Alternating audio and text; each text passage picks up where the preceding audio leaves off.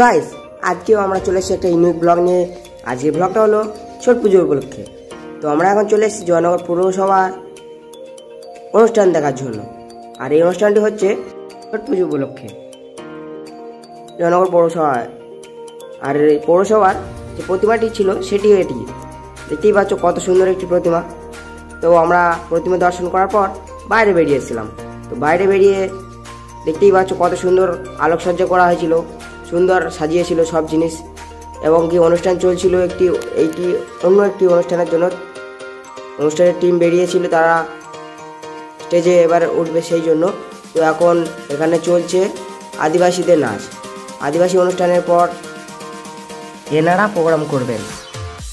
এরা আবার নতুন টিম, এনারা যাচ্ছে এখন অনুষ্ঠানটি শুরু করার জন্য।